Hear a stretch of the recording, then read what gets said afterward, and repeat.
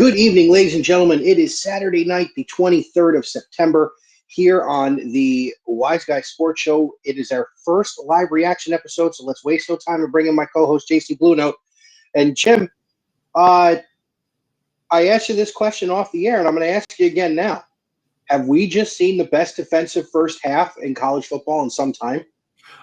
Obviously, this is just,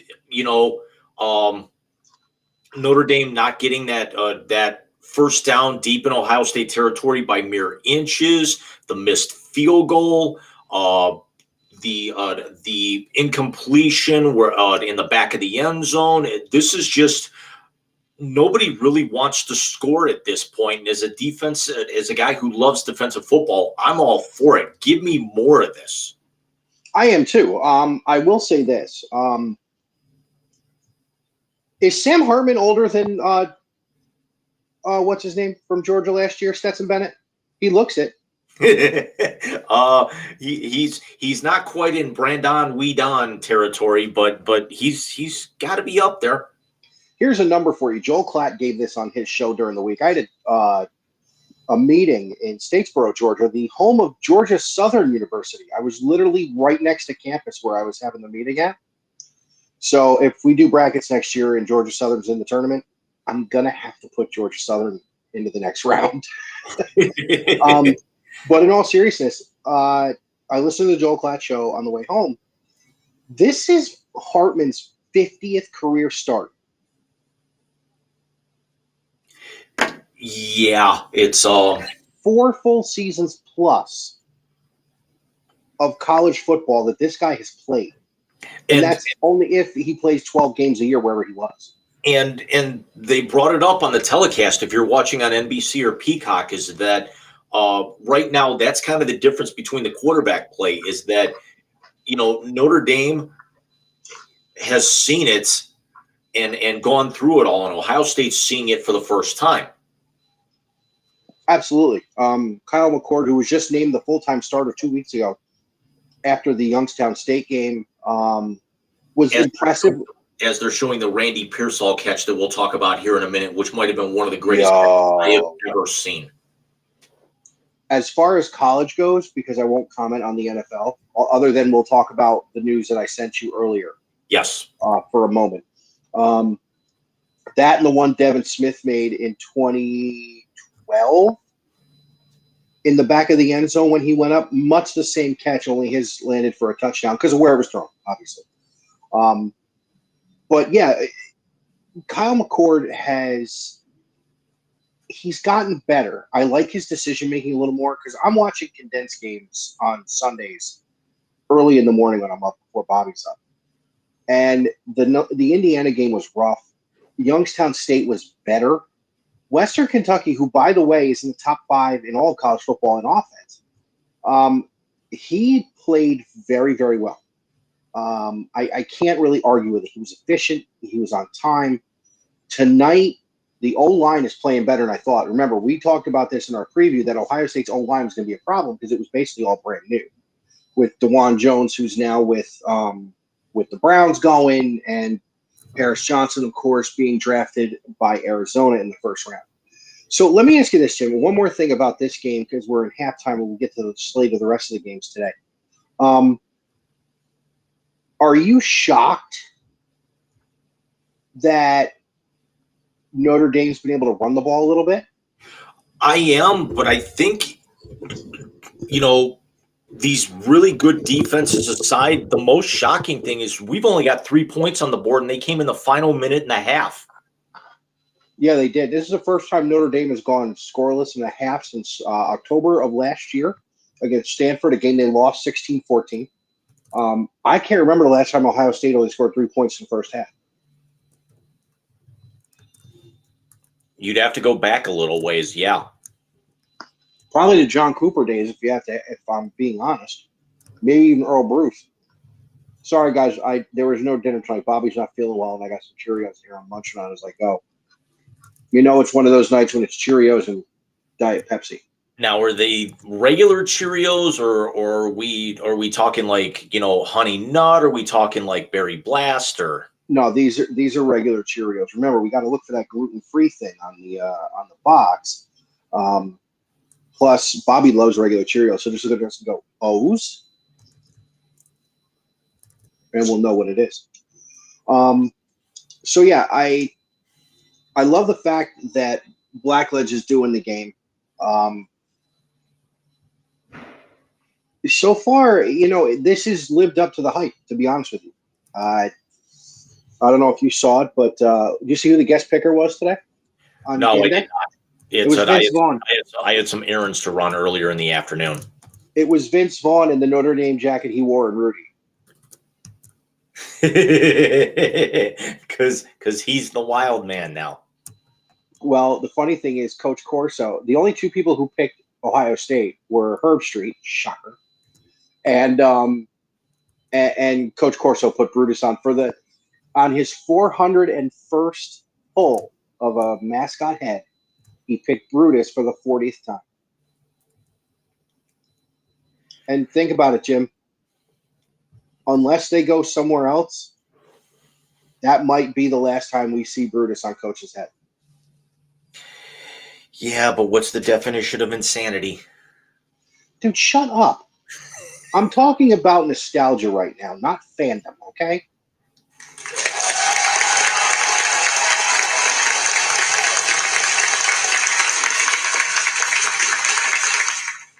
And just because you gave Coach the applause,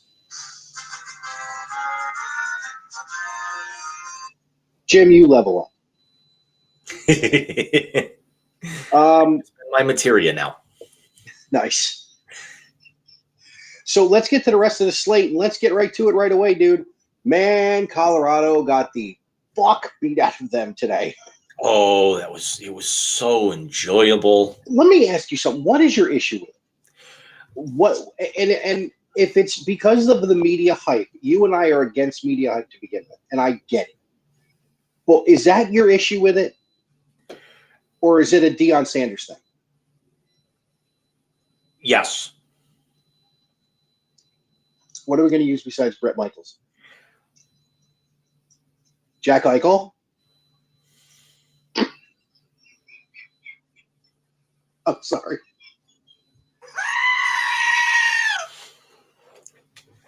You're an asshole. Do you know the hockey video? Hockey preseason slate officially started yesterday, so it is now officially hockey season. And next week, just as a tease, we will bring you the combination NBA NHL preview here with the Wise Guys. Hopefully, it'll be more than just Jim and I. But if it's not, it'll all be full of the hilarity it normally is. So go back to what you were saying about Coach Prime in Colorado. Multiple issues. Number one, that they were a one-win team, that they got an upset win over, and we touched on it last week.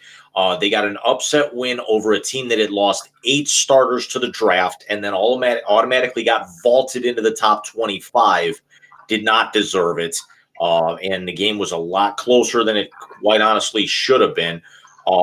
It's a game that TCU easily could have eked out, and then we're actually looking at a different story.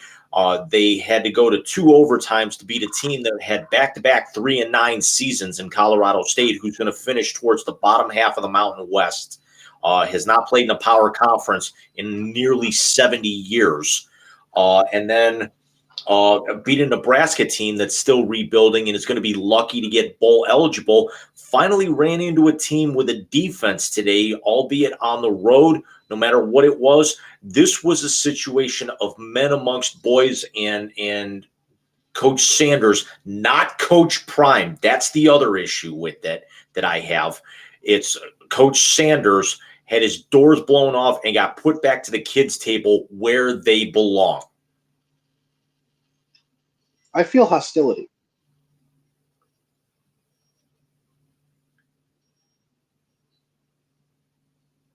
They might be my new favorite to bash on right now until people start coming back down to earth.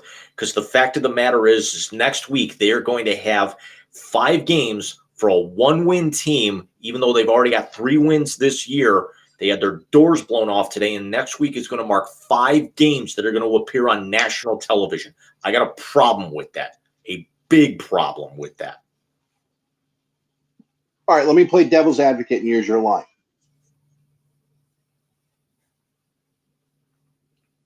They make everything about the coaches everywhere else. It's all about Saban. It was all about Urban. It was all about Dabo. It was all about Kirby. Why then the hate when it's all about Dion?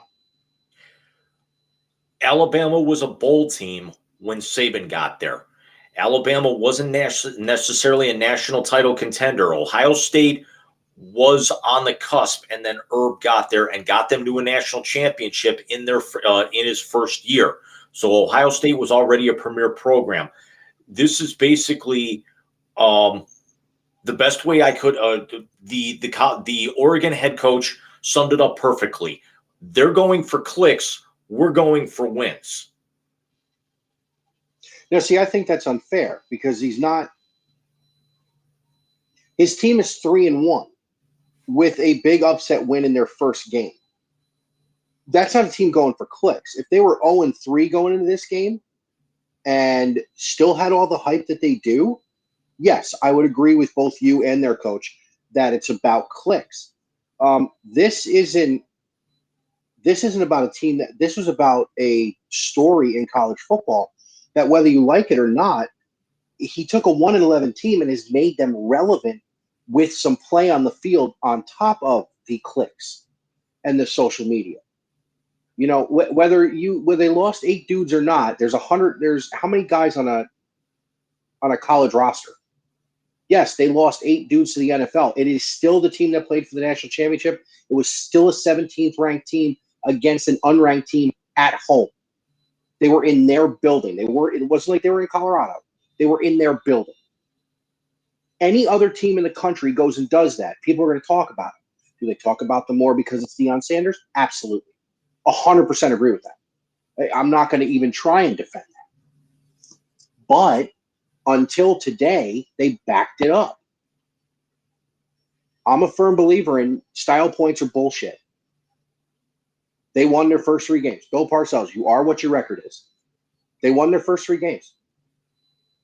And that's all that matters. We're back in the second half with Ohio State and Notre Dame. Notre Dame takes the ball off tackle for 4 yards on first down. So the rest of the scoreboard that you got up there, I had mentioned off the air, how is Georgia only beating UAB by 2 touchdowns? You said Texas has only got a 21-3 lead that they are going to end up blowing their doors off by the end. It's 28-14 at the half. Really? Beck has already thrown for 264 yards and 2 touchdowns in this game in the first half. That's the Georgia quarterback? Yes. Okay. Get this, Ward from Washington State, as you can see coming across that they're doubling up Oregon State in the matter of the 2 orphan Pac-12 teams. They've just started the third. He's already got 293 yards and 3 touchdowns. That's a little pretty good. I think so. Go. Incomplete. Yeah, I also have to keep reminding myself not to spoil it because you're about 2 plays behind. That was the pass down the sideline? Yeah, but I'm not that far behind. Well, Notre Dame just broke a big run off the left side for 15. Yeah, I'm about a minute behind you then. Yep, they're into Ohio State territory now at the 49. Well, listen, neither team has done well in the red zone. Each of them had multiple shots in the red zone. All we've got is a field goal and an attempt from Notre Dame. So this is going to be a great game.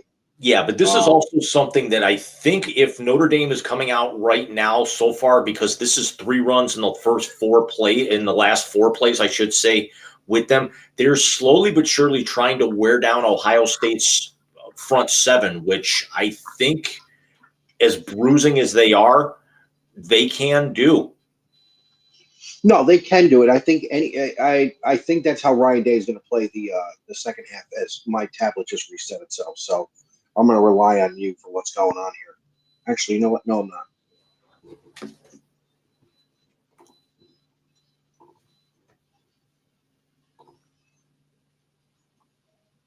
I'm going to turn the TV back on. Like I said, the tablet was moving faster than the TV, but we're just going to go back to it. So let's talk about a couple other big games. The 13-15 matchup in Tuscaloosa. Alabama gets the win over Lane Kiffin's Ole Miss squad. Joel Klatt had a good analogy for this one. He called it the rope-a-dope game, where Saban was going to come out swinging and win any way he had to, and he gets a 2-touchdown win. But I will ask you this question. A loss to Texas, which was not nearly as close as the scoreboard said. If you looked at the stat sheet, they got their asses handed to them. Right. And then a 2-score win at home against South Florida.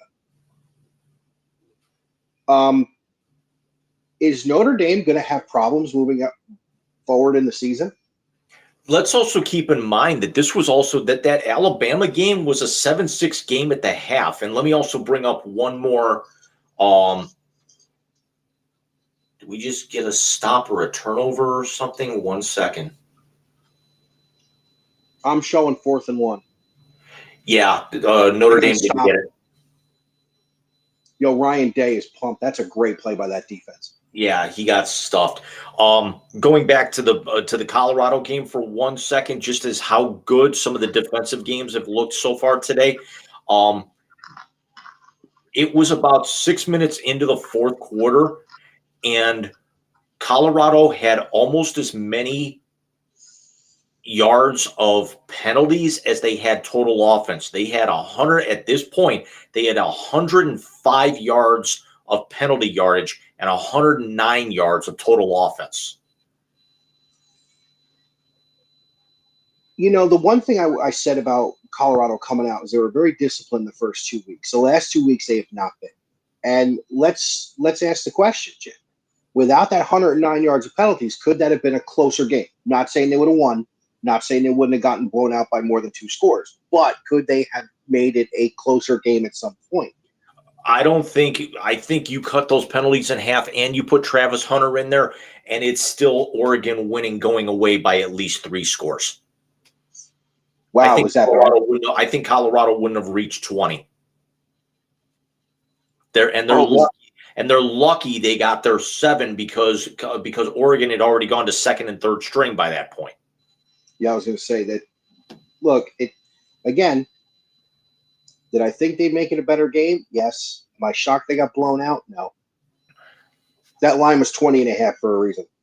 And I will say multiple things. Number one, Oregon proved that they are going to be challenging USC for the Pac-12 championship this year.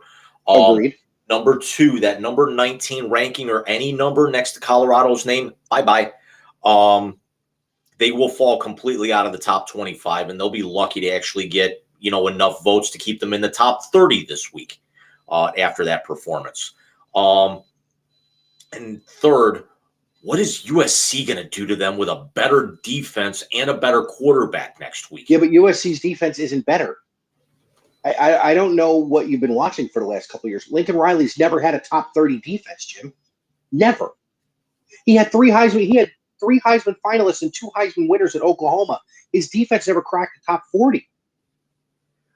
This defense is not better than Oregon's. I still have a feeling there is something about it that USC goes out there and hangs 50 on them next week. It's very possible. It's very possible. It's also possible that Caleb Williams, if he gets hit in the face, will do what he did against Utah. We said it. Against good defenses, some of these quarterbacks, i.e. Tua, Caleb Williams, I can go on and on about – what are you doing? Going on with the game. You'll see it in a minute. Well, if you're pissed, something good happened. Well, for me, tell me Harrison got open. No, it wasn't Harrison, but hello, Travion. Get going. Goodbye. You're seeing what I'm seeing now. Goodbye. Touchdown, Buckeyes. And I will say this much right now. Dan Lanning of Oregon is a much more entertaining coach than Deion Sanders right now. because Dan Lanning will make you run through a wall. Oh, shit. Harrison's down. Yeah, that's not good. And that looked pretty bad. What happened? Blindside block? I think when he was trying to mic up the cornerbacks, he got rolled up on, and his ankle did not move in a way that it's supposed to. They had to cut to commercial. They showed it, but it's not like what we're going to talk about here a little bit later on tonight. That's not nearly as bad, though. Yeah, but it did look pretty bad. He might be done for tonight. Yeah. If they can run the ball, I wouldn't put him back out there. But that's some pain. Yeah, they're God damn it. Is that going to be another first-round pick from Ohio State that is out early in the season and then they have to go without him? Because that'd be 3 years. That'd be Nick Bosa last year with JSN and now this. Yeah. What the fuck? Anyways. Hello, Oliver. Son of a bitch. Hi, Ollie. But yeah, let's get into. I got one other question about college, and then let's jump to the other topic with injury. Your boys are beating Charlotte by 12 points. What in the hell? I think they actually are like. I think they left most of it on the field against Tennessee last week. I mean, they're still going to win this. Big win. Because they're about to go to the fourth right now. But Ricky Pearsall with just easily one of the best catches I've ever seen. They started out hot. They jumped out 10-0, and it's just been play not to lose at this point. LSU just tacked on 6 more against Arkansas, and I'm updating that now. With Pearsall, there are 2 catches I think of when I saw that catch. The first one was the Devin Smith one I was telling you about. You know what the other one was? It was the catch Noah Brown made against the Baker Mayfield-led Oklahoma Sooners in 2016 in Norman. He went up with one hand and pinned it to the corner's back and landed in bounds. I think the Pearsall one might have been a little bit more impressive because he was going up with the offhand, because typically when you catch one-handed like that, you try to cradle it over the shoulder. He backhanded it like a shortstop trying to pick off a line drive. You don't see that. And then he caught it by the end of the football. You don't actually see guys just go up and then just backhand that sucker, as opposed to because we saw another really good one in the first half with the Notre Dame, Notre Dame tight end, the one-hander. That was a guy on Twitter who doesn't like me, as I'm sending a snap to someone. He said, "Oh, can we trade Harrison Bryant for the tight end from Notre Dame?" You know what my response was? You could have had him in the first round, but you wasted it on a quarterback who's not going to take you anywhere. Yeah, that's very, very and you can also see the cut down of Henderson, of Harrison on the because they're showing the replay of the touchdown right now. Yeah, he's walking off the field. He's needing help. I'll be honest with you. He only had 2 targets so far. Because they can't really throw the ball. The Ohio State's doing most of their damage on the ground, whereas Notre Dame's splitting up a little bit, but they're actually just stalling out late in drives and can't convert on 4th down. Otherwise, we'd be looking at basically a tie ball game right now. Yeah, and can I just say, since we're going to go to running backs here now, Travion Henderson is damn good.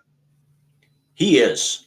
He's a home run hitter, and that was a great blocking scheme by the O-line. They're drawing it up right now. I mean, I think he's a 2nd round pick, but yeah, but you won't take running backs in the 1st round, so I'll take that from you. Right, dude, he can fly. So let's get to running backs, and let's get to the news we saw today come out of ESPN, and that is that it is believed that Nick Chubb only tore the MCL in that gruesome hit from Minka Fitzpatrick. And It was. Tell me I'm I know lying. it was. And this That's isn't who we use. and this is not coming from two biased Browns fans. That was as dirty a hit as you're going to see. Yeah, no, I agree. And I can't. I've never been able to stand Minka Fitzpatrick to begin with. So yeah, but yeah, no, that was a dirty hit. That was low. That was ridiculous. If someone had hit Najee Harris like that, that was on the Browns, you would hear all the Schittsburg screaming and yelling about it was a dirty hit. So Right. And what they also said that they came out with they published the fines. So Watson got like almost 45,000 in fines for the two face mask penalties and the unsportsmanlike conduct he had Monday night. And then they also hit one of Pittsburgh's guys with like a $40,000 fine. Well, if that's the case, yeah, where's Minka Fitzpatrick's fine for leading with his head going straight for the knees? Yeah, he won't kill. And it's a dirty hit because it's no different than a chop block that Chubb was being engaged up high. And I understand that you try to tackle guys low, but you go for the waist or you go for the hip. You don't shoot at the guy's knee. It's no different than where they say you cannot go for a quarterback's knee. He should have been thrown out of the game, and he should have been fined, and he should have been suspended for 8 games on top of it. It was as dirty a hit as I think I may have seen in a couple of years. I don't think it was an 8-game suspension, maybe 4 or 5. Only because the argument there is, well, where do you want me to tackle him? If I go high, you're going to call me for this. And I'm not saying he's right. I'm saying that's going to be the argument. He was already engaged with 2 defensive linemen up high. You either go to the chest, you go to the waist, or you go to the hips. You don't go for the guy's knee. Or you try and wrap up his legs. You don't lunge with your helmet. No, I've seen the hit a few times. It was ridiculous. And by the way, so I'm the only male employee in the district. So I'm at that meeting the other day. The first question asked me by one of the ladies that I work with was, did you see Nick Chubb's knee? Because they're all Georgia fans. I was like, yeah, that's tough. That's tough. That actually broke my heart. So let's get to them for a little bit too. That god awful team. We had said we thought that they were going to win in Pittsburgh because of what we saw Pittsburgh do in week 1. Yeah, about that. I think you only put part of that though on the guy under center, and we'll definitely talk about him here in a couple of minutes. Yeah, but once this happened, what's at the bottom of the screen? The oxygen got completely sucked out of that locker room. Well, yeah. You don't replace the arguably the best offensive player in football and not expect it to change your game plan. Now kudos to Jerome Ford for going out and still running for $106, even though 60 of it was on that touchdown run in the third quarter. But and they're hopeful that he's going to be the number 1 back even after bringing Kareem Hunt back later on this week. And we'll talk about earlier on this week after that. We'll talk about that here in a second because of all the other trade possibilities that could have been out there. But it's also a matter of that it's a 6 to 8 month injury, which means he's going to be ready for OTA. So thankfully, and I'm kind of stealing your thunder here on this, and I'll let you take this here in a second. But I mean, it's actually, I can't believe I'm saying it, but it's actually the silver lining of a horrifically bad night. Yes, agreed. The fact that he'll be ready for OTAs as opposed to what a lot of people thought, because if this was a dislocation and all the ligaments in the knee, he was done. He was done. Now, there is a caveat, though. Who's to say, though, because right now they're only seeing that when they go in for surgery, who's to say that they don't find more damage? But I don't feel that that's going to be entirely likely. I don't think so either. If they didn't see a tear in the MRI, they saw a stretch in the ACL, yeah. In the ACL, then that's a Notre Dame player just went down. A wide receiver blocking on the edge. Looks like he stepped back. I hope it's not. That almost looked like the way Rodgers went down. Yeah, it's right now I've actually got Notre Dame inside the 30, just picked up a first down. You might be a couple of plays behind here with this, and because they're going right down the field to try to answer right now. No, and I figured they would. I don't think that Ohio State can shut this team out. Honestly, I don't. And a lot of that is because I don't think Jim Knowles still knows how to fucking play call to save his life. Right. And this is kind of the difference between these two is that Ohio State, a lot of their plays in this game have been big plays, big chunks of yardage, but Notre Dame picking off 6 yard slants or curl routes, or picking off 8-9 yards, on first down on the ground. So they're nickel diming them to death. But this is actually going to mean that Ohio State's going to have to kind of creep up, maybe put an extra guy in the box, and this will actually open up things for Notre Dame to get to that second level. So, we could be in for a boat race the final 18 minutes of this game. It's entirely possible. Now, I will say this. The defense is stepping up tonight. They are playing very well. Both of them. Both of them. This game has definitely lived up to the hype. But the other thing that gets me about this is that, and Harrison is taped to shit and walking around, he's going to try and play. He's going to try and play. You see him running? If he thinks he can go, he's going to go.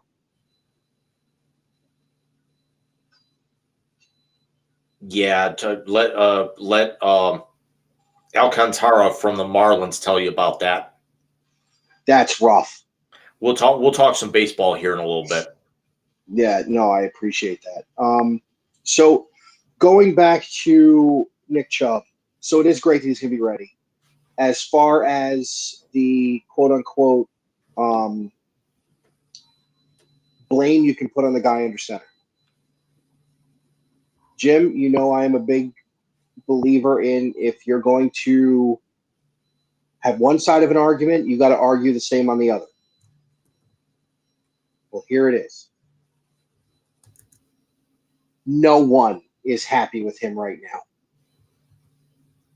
They are expecting the return on a $230 million investment. And let's be honest, we're half a season in with him. They have gotten nowhere. What are they, 4-4? What are they, 3-5 in the 8 games he started? I want to say 3-5 or 4-4 at best. Yeah, 500 at best. Oh, look, they play other games outside. He's a 500 quarterback outside. It's almost like I knew what the fuck I was talking about. I actually looked up earlier. His overall record as a starting quarterback is 32-29. Until he took over in week whatever the hell last year, let me give you a name of a quarterback who had more wins than him in a comparable number of starts. You ready? Mitchell Trubisky. Mentor's own Mitchell Trubisky. Listen to what I'm telling you. And I'm going to sit up because my back hurts like hell. Mitchell fucking Trubisky had as many wins in comparable starts as Deshaun Watson. The difference is everybody knows Mitchell's not worth 230. Only Jimmy Haslam thinks Deshaun is worth 230. And one of the radio personalities here in Cleveland, Garrett Bush, put a 4-tweet thing together saying that trying to see where the Watson thing makes sense economically or something like that. I'm sorry, look at the mold that he set and the guys that signed those massive deals after him. Patrick Mahomes got 2 championships. Hurts and Burrow played in a Super Bowl, and Lamar Jackson won an MVP. And Watson's a 500 quarterback with 1 playoff appearance. No, and he's basically missed 2 seasons between injury and malpractice. Let me correct you on one thing. He's been to the playoffs twice. He's won a division title. Having said that, he has as many playoff wins as his predecessor. And on top of that, let me put one more at you. The year he won the AFC South, Andrew Luck didn't play. The year he won the AFC South, Marcus Mariota was still the starter for the Tennessee Titans. And Jacksonville, well, they were Jacksonville. Yeah. The year he won his playoff game, he had 6 Pro Bowlers, 2 of them first-team All-Pros. One by the name of DeAndre Hopkins and one by the name of J.J. Watt. Now, I asked this question, and I'm not being facetious. I'm being serious. Please explain to me when Baker Mayfield had that kind of talent around him, outside of Myles Garrett. Because please don't tell me you think OBJ or Jarvis or DeAndre Hopkins in his prime. I think the two of them together had the potential to be as good as one DeAndre Hopkins, and Chubb had not blossomed into where he was. It was probably about a season too early, but all the pieces were there. But okay, I'll grant you that. Agree. Touchdown Notre Dame. I'm on a commercial. Thank you, by the way. Down at the 1. My bad.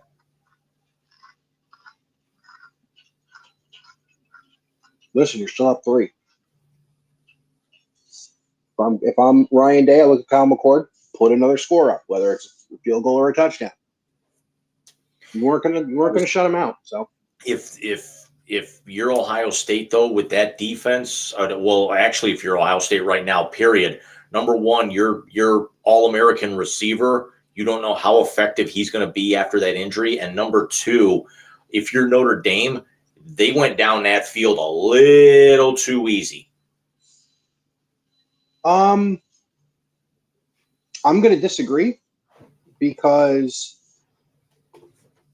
Ohio State did something on that drive that they hadn't done yet tonight that I had noticed, and they got pressure on Hartman. So if you can get a stop on a run play and put him in a passing down, by the way, they didn't blitz. They rushed 4 and got pressure. Mike Hall basically pushed the defensive lineman into Hartman's face. This thing's going to come down to whoever's got the ball last. Yeah.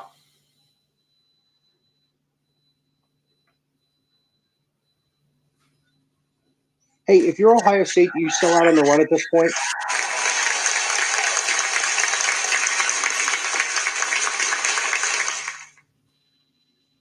If you're Ohio State, do you sell out on the run at this point?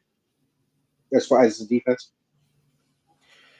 You're almost going to have to, because at that particular point, if you're selling out on the run, you're also going to try and take away the underneath passing that Notre Dame was basically using to pick you apart most of the night. Because you notice Notre Dame has not tried to throw the ball downfield at all tonight. Everything has except been that one throw. Yeah, that one throw that they had that we were talking about a minute ago. But yeah. Oh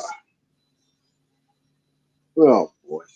They just showed or not too long ago, they showed highlights of the Penn State Iowa game. Man, the uniforms that Iowa's wearing tonight, those are nice. I didn't see them.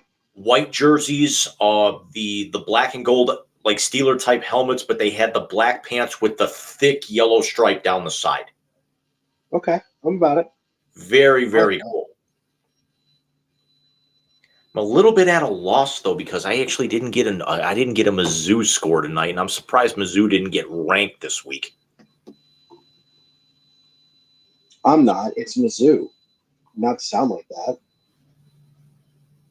Especially after going out and taking care of K-State the way that they did. And that's the other problem I had with Colorado, was that Mizzou actually Mizzou went out and kind of beat the pants off of well, not so much beat the pants off of, but they beat a K-State team that returned more starters and won the Big 12 and kind of held serve, whereas Colorado, we talked about them So it was just as big an upset over probably a better K-State team that's probably better now than K-State than TCU was at the start of the year. And Mizzou doesn't jump into the top 25, and Colorado automatically jumps in and then now gets into the top 20. See, what kills me about the rankings, dude, is that there's no rhyme or reason to it. I'm with you. I understand. I think Mizzou's reputation for years is why they didn't get put in, because they'll pull one of these games out every now and again, and then all of a sudden they'll be shit for 5 or 6 weeks in a row. Yeah, I mean that was pretty much, you basically summarized the last 5 years of Gary Barnett's tenure. Although Eli Drinkowitz, I think, has really got them going in the right direction. I don't think they're going to be a top SEC contender. Although the funny thing is that if you put them back into the Big 12, I think they could be a contender right now. It's possible. And that was just the worst blown cover. That was the worst pick apart zone. Jesus, put a linebacker on the damn tight end, Jim. What are you fucking doing? They finally did score. So we got a 10-7 game in South Bend. And this is where this game stood last year at this point, if I remember correctly. In the third quarter, it was 10-7. I believe it was 10-7 Ohio State at that point in time, because the final was 20-10, I think it was, right? Something like that, yeah.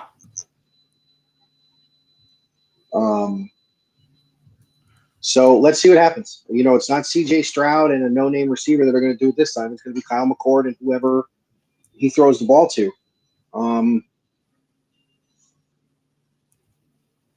I tell you what, though, if they pull this one out, that's a heck of a feather in Kyle McCord's cap. His first big start in a non-conference on the road is Notre Dame, and you get a W. CJ Stroud didn't do that. Of course, CJ didn't have a big non-conference start on the road in his first year. So, wow, we got a dogfight now in Baton Rouge. Arkansas just tied it up. Dude, LSU is gonna get fucking hood stumped by whoever they play in the SEC title game. Because I don't think Bama's gonna beat LSU, and if they do, they're going to be the sacrificial lamb to Georgia in the SEC championship. Am I wrong by thinking that we could be looking at a 3-loss Alabama at some point this year? No, because I don't think they got enough to beat LSU, and I don't think they got enough to win the Iron Bowl. And if they do, I don't think they got enough to well, actually, if they lose to LSU, they're not going to get to the conference championship game. Right. So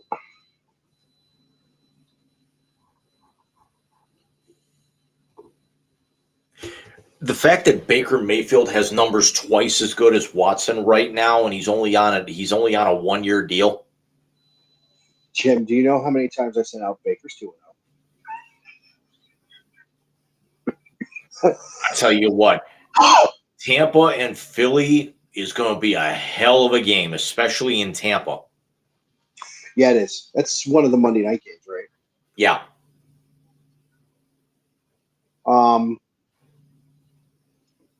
The heck was I going to say?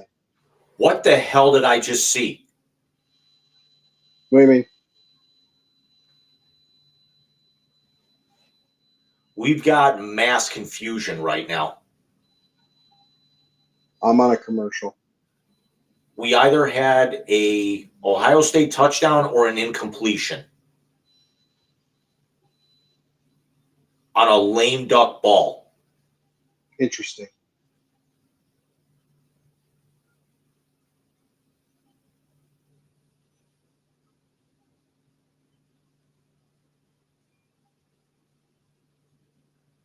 Okay, it's going to be Ohio State first down. It's not a touchdown because when he caught it, his knee was down. Okay. But it was definitely bang, bang because the quarterback's arm got hit at the same moment. Literally, this ball went 30 feet in the air. Jesus. So, I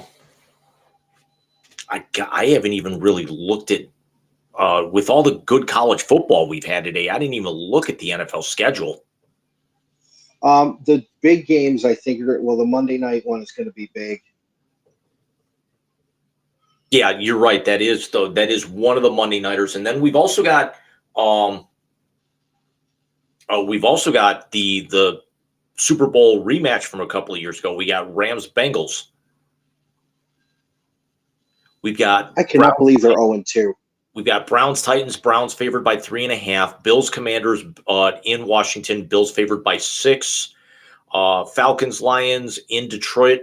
Lions favored by 3. Saints Packers in Lambeau. Packers favored by 1. Broncos Dolphins in Miami. Miami favored by 5.5. Chargers Vikings in Minneapolis in a matchup of two 0-2 teams that probably should be in playoff contention by the end of the year. Minnesota favored by 1. New England at the Meadowlands to play the Jets. The Pats favored by 2.5. Texans Jags in Jacksonville. Duval favored by 7.5. Colts Ravens in Baltimore. Colts favored by 8 because Anthony Richardson's not going to play. Concussion? Yes. Panthers Seahawks in Seattle. Seattle favored by 4.5. Bears Chiefs in Kansas City. Chiefs favored by 12.5. Cowboys Cardinals in the desert. Cowboys favored by 13. And then Steelers Raiders, the late game tomorrow. Vegas favored by 2.5. Rams Bengals is in Cincinnati. My bad. Cincinnati favored by 2.5. And then Eagles Bucks in Tampa. Philly favored by 5. Jeez. I mean, there's a couple of pretty good games on there tomorrow. I think that Chargers-Vikings game on paper has the potential to be the best one of the day. Browns-Titans could be interesting. Two teams playing middle of the road are certainly not up to their potential. Tennessee on the way down. Browns should be up on the way up. I think the Bills get it done big over the Commanders because they're a mess. Falcons-Lions could be interesting. Saints-Packers could be a fun watch. I like how Jordan Love has come on this year. Yes, as much to Alex's dismay. Did you hear Rodgers text Jordan Love after the game? Yes, I did see that earlier today. That's funny.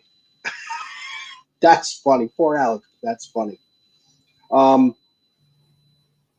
I can't believe that we're sitting here. And I remember when we were talking about setting up the show schedule weeks ago, how this game was way out. Now we're here at the Ohio State Notre Dame game, which of course leads into the conference season after this week for Ohio State. Harrison was back in, by the way. I don't know if you noticed that. Yeah, I did. And I think we're now going to the 4th. And Ohio State's going to have to give the ball away. Are they? Yep. Let's hit the baseball topic real quick, just because I feel like we're gonna have to cut tonight's show a little short. We got the sick little guy upstairs. And I know we're going to be at each other's throats here come the 4th quarter if this game goes knockdown, drag out. Which would probably be a bad idea, considering we're both in apartment complexes, and getting loud would be a bad idea. Right. And I haven't eaten very much in the last 24 hours, so I figure maybe I can actually get to like Raising Cane's or something before they close tonight. So sorry, it's not our normal 2.5 hour free for all, guys, but there are circumstances that have to be handled. So let's get to this part, and then we'll wrap up. We'll talk about next week quick. So. Yes, all the tickets there are punched. Minnesota, congratulations. Your $300 million man who's hitting $160 is going to get you to the playoffs. Third one in 5 years, though. As great as we talk about the Guardians being, Minnesota might still be the class of that division. I don't know. I think another year of maturity on that Guardians roster will absolutely help them. Yeah, because Beaver came back last night, struggled early. Definitely settling in, maybe kind of get him a couple of starts before the end of the year. I don't know if McKenzie's going to pitch. I wouldn't pitch him. Left. Yeah, I wouldn't pitch him. Here's a crazy number. 24. You know what that stands for? The amount of games that the Cleveland Indians/Guardians have played under Terry Francona when they were mathematically eliminated from the postseason. Which will go up to 32 come this time next week. I can't believe next week is the end of the regular season, because think of the last time we actually said that the regular season didn't end in October. A couple of years ago, it was on September 30th. Well, it ends on October 1st. There's the play you were talking about. Yeah, Cage Stover caught it. Yeah, but he's short. No, the jump ball you were telling me about. Oh, yeah. But we've got, the Brewers officially clinched. They're on the verge of wrapping up that division. I want to say they're up 7.5 on the Cubs. They could actually lock up, I want to say, tonight or tomorrow if all goes right. Listen, we got 3 in the AL West, and then we got 2 in the AL East. Now, the 2 in the AL East have already clinched, which actually... Yeah, they're both in already. What's that? Yeah, they're both in already. Yeah, they've both clinched, but there's only a half game between them. And then you also add Toronto into the mix for the wild card. So we've actually now got 5 teams fighting for the remaining 3 playoff spots right now. Yeah, it's 2. Because also the Rangers overtook the Astros for first. No, because if you think about it, you have right now already clinched in the American League. You have Minnesota, you have Baltimore, you have Tampa Bay. And you have whoever wins the AL West. So you've got 4 spots taken. Yeah. So you got those 5 teams that slug it out for 2 spots. So the other numbers I wanted to give you were 30, 30, 30, and 30. You know what those are? I'm sorry, 30, 30, 30. Got to have something to do with Ronald Acuna. No, his numbers are disgusting. And I may take back what I said. I think he's going to win the MVP. First ever to do what? 40 and 70. Yeah, 40-70. And what? Only the 3rd in history to ever do 40-40? 5th. Canseco, A-Rod, Soriano, Acuna, and Bonds? Barry Bonds. No, the 30-30-30 is Francisco Lindor. Has a very good shot at going 30 homers, 30 steals, and 30 doubles. You can go 30-30-30-30 because it's also $30 million he's overpaid right now. He is not. Hey, Jim, I did some research. How many shortstops last year went 30 and 100? 1. Hey, Jim, I did some more research. How many shortstops are going to go 30 and 100 this year? 1. And his team lost 90 games.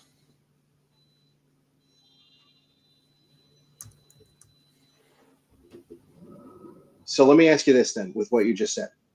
Is Mike Trout not worth the money? No, because Mike Trout's injury prone anymore. When he signed the contract, was Mike Trout worth the money? Yeah, you're basically buying potential, but he's not living up to it. And that's why how many times has the Angels gone to the playoffs? That's pass interference there. I cannot believe they didn't call that. That deep ball to Harrison was pass interference. He's got his arm hooked. What a joke. Oh, what the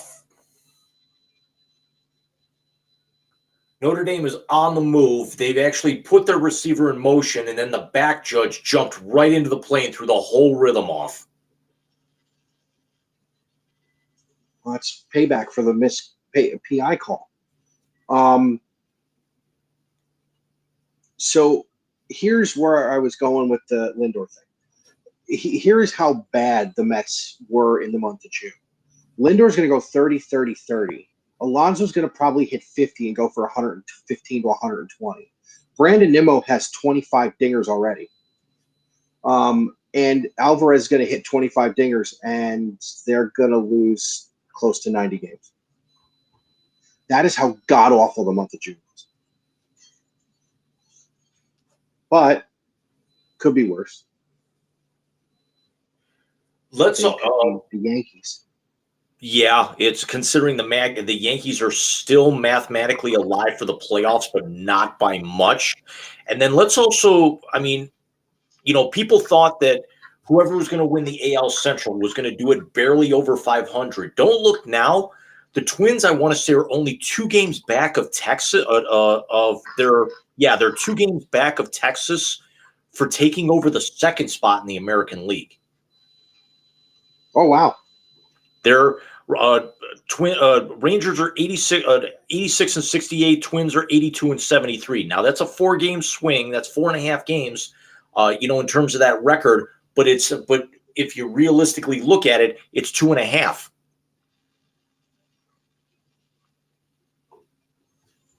That's crazy. That is absolutely crazy. And yet the ironic thing is that you're right, because we got the Rays and the Orioles. Here's a fun stat, speaking of the Orioles, that I heard on last night's Guardians broadcast.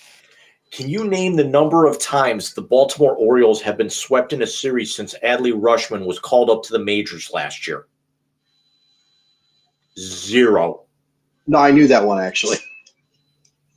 Every time I pull a Rutschman card on my on the showdown things on the show, I take Adley Rutschman. The only time I don't take him is when it's Piazza or Alvarez, and then I don't take him. Speaking of Mike Piazza, before we actually, because I know we're going to cut this short here a little bit, what did you think of my boy MJF wearing the Mets gear on Wednesday? That was great. He's a big. Yeah. Did you notice what was on his elbow pad? No, I didn't. 31. Nice. His logo was the Mets script, only it said MJF. That's awesome. Speaking of 31, we hit another milestone this past week. And on Thursday, it has now been 22 years since the home run that started the healing. I can tell you exactly where I was that night. I was sitting on my couch in upstate New York. Caitlin was 3 months old. And she was sitting on my lap. We were watching the game, and she pointed at the television. Not that she called the shot. Off he went. Maybe Howie Rose's most iconic call of all time outside of Mattel. Notre Dame's either going to tie it or they're going to take the lead. Yeah, because they're going right down the field. And now they realize that Ohio State's put an extra guy in the box to be able for the run, because they're not getting the 6-7 yard chunks now. They're only getting about 2 or 3. But this now actually means that there's no help over the top and nothing for underneath. So now they're starting to throw the ball down the field a little bit. Yeah, he threw a couple of big completions, because I'm still on the Ohio State drive that ended the third quarter on Peacock. It is that delayed. I got about 10:40 left to go in the fourth, and Notre Dame, sorry to spoil it here, Notre Dame is now inside the Ohio State 20 after a pass interference call. Yeah, I saw that. Look, we knew this was going to be one of those games. And the way Ohio State was moving the ball on that drive, even if they go down here, they can score again. So I ain't worried about it. But, Jim, next week we got another big show coming up. We have another dual preview coming up as we dive into the NBA and the NHL, as we are almost to – really, October is the best month of the year, man. Yeah, we got baseball playoffs. The NFL's in full swing. We got our first round of the college football playoff rankings going to be coming out by then. We've got the opening of the NHL regular season. NBA training camps will be open, and we'll have exhibition games at that particular point. We got the Ryder Cup coming up. We've got so much going on, but we also have the most important thing of the entire year coming up next month. We're only a few weeks from the trip, my man. 5 weeks from the trip. 5 weeks. I cannot wait. I have already told people I know that I will be down there, and I will be wearing the colors of the University of Florida because it was targeting. I've already been in contact with Mrs. Rican, and her and I actually have a little surprise coming for you. And I honestly think well, we know that you're going to enjoy it, but we're going to put our little spin on it to be able to kind of take a little bit of the gleam off of it. I love my wife. And you can too. 1995. I'm telling you fucking said that. That's the oldest joke in the book, dude. I know it is. No, Take My Wife, Please is the oldest joke in the book. You can't say that in Russia because you get home, she gone. That's true. and you can't watch our show if we play George Michael. So there's that. You cannot say your mother wears army boots because she probably does, and she will hurt you. Thank you, Yakov Smirnov. I don't want to go to jail.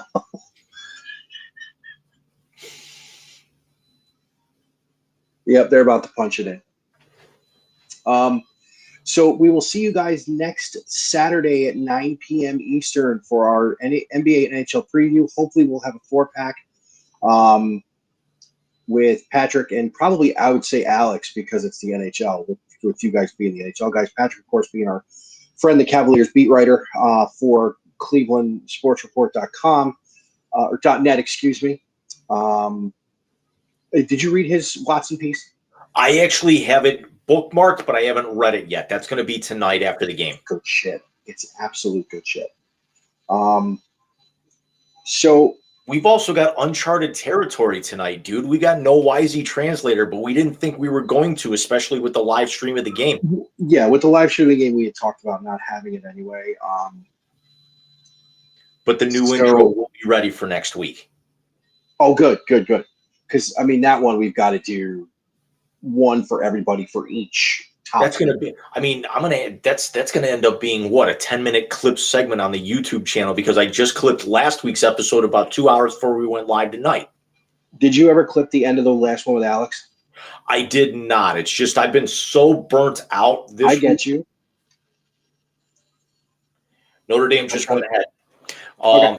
Yeah, because I'm just so I needed a good solid 3 days to recover just from last weekend. My cousin's wedding was wonderful. Got to meet naturally her new husband. Got to meet my other her brother's new fiance. My other cousin's new girlfriend. We had a little bit of a laugh at the ceremony. I won't say exactly what. I think I told you. Yeah, you told me, and I'm not going to say it, although it's hilarious. It was actually pretty good. Now I'm actually just kind of waiting for the official photo, the photographer, the official photos to come out, so this way they could share those because I kind of think I looked good, but I actually just wanted to see how good I looked with my cousins. You know, you always want to do that. My mother and my aunt's sister wore the same dress. That's hysterical. You know how sometimes people might say that they'll wear the same color or the same cut? It was the same fucking dress. Well, at least it wasn't like the mother of the bride or something. They wore the same dress. That would be bad. Yeah.